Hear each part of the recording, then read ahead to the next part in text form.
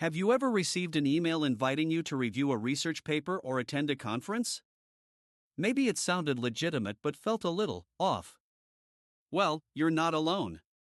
Today, we're uncovering the truth behind these random peer review invitations. Are they legit? Or just another scam? Let's dive in. These emails usually start with a formal greeting, "Dear Doctor So and so."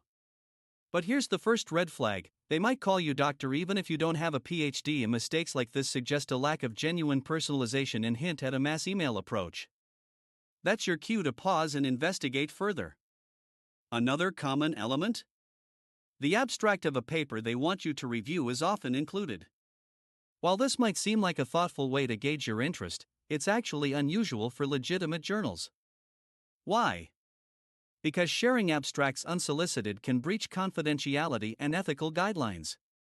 Reputable journals adhere strictly to these principles, so if the email contains an abstract, it's worth raising an eyebrow.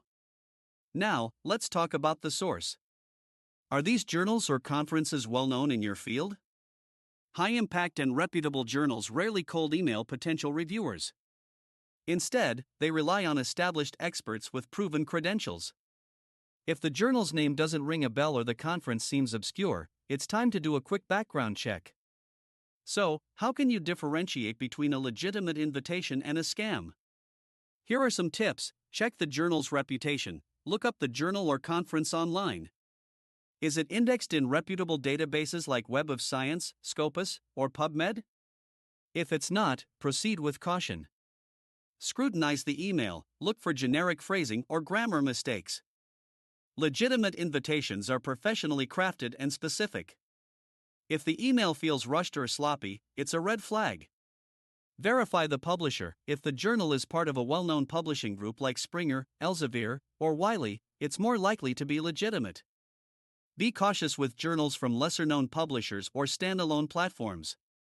Trust your instincts. If something feels off, don't ignore that gut feeling. It's okay to be skeptical and decline. So, what should you do if you get one of these emails? First, don't rush to respond. Take your time to verify the journal's authenticity. Use resources like the Directory of Open Access Journals, DOAJ, or consult colleagues in your field. If the invitation raises doubts, remember, you're not obligated to say yes.